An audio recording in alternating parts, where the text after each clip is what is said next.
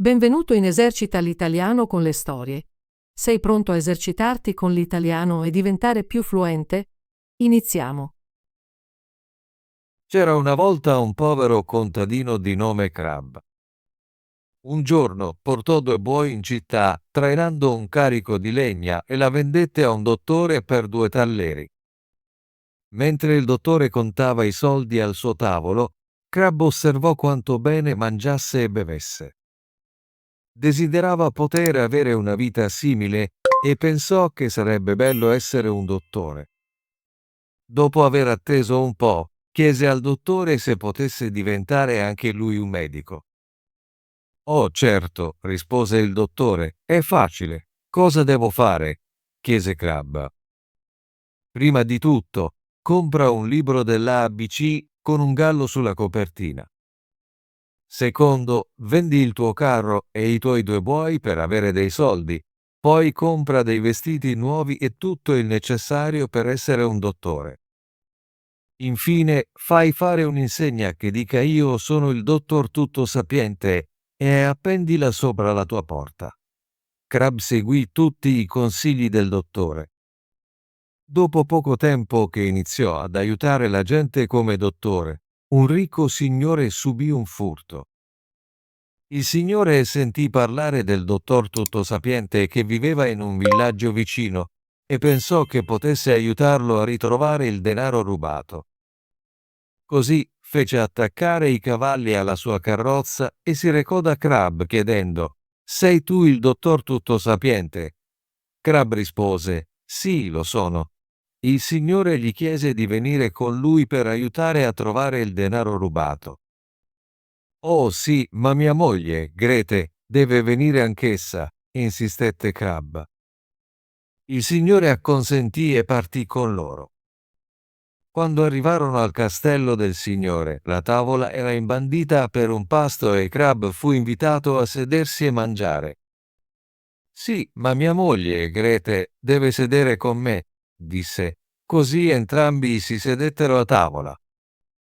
Quando il primo servitore entrò con un piatto raffinato, Crab diede un colpetto a Grete e disse: «Grete, quello era il primo», intendendo il primo piatto. Il servitore pensò che Crab volesse dire: «Quello è il primo ladro», e si spaventò. Subito informò l'altro servitore fuori: «Il dottore sa tutto. Sono il primo che ha nominato». Il secondo servitore non voleva affatto entrare, ma fu costretto. Quando entrò con il suo piatto, Crab colpì di nuovo Grete e disse: «Grete, quello è il secondo». Anche questo servitore si spaventò e corse via. Quando arrivò il terzo servitore, Crab ripeté: «Grete, quello è il terzo». Il quarto servitore doveva portare un piatto coperto e il signore chiese a Crab di mostrare le sue abilità e indovinare cosa ci fosse sotto la copertura. Era un piatto di granchi. Il dottore guardò il piatto, non sapeva cosa dire e esclamò: «Ah, povero Crab».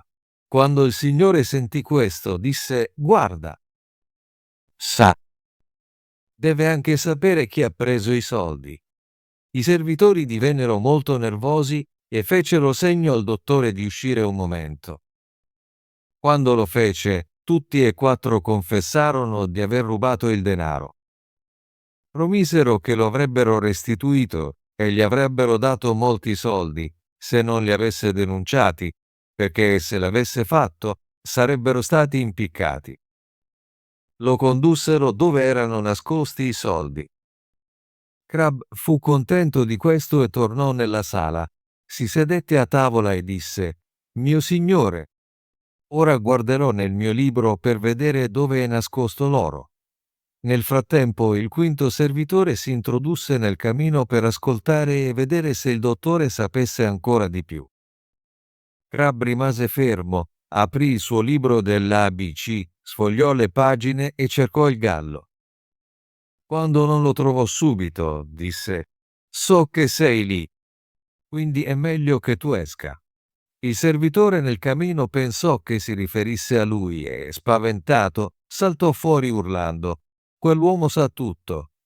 Poi il dottor tutto sapiente mostrò al signore dove era nascosto il denaro rubato, ma non rivelò chi lo avesse preso. Ricevette una grande quantità di denaro come ricompensa da entrambe le parti e divenne famoso. Ottimo lavoro! Vuoi esercitarti con l'italiano e diventare più fluente? Iscriviti e attiva la campanella delle notifiche per non perdere nessuna delle nostre storie gratuite in italiano. Ci vediamo nel prossimo video.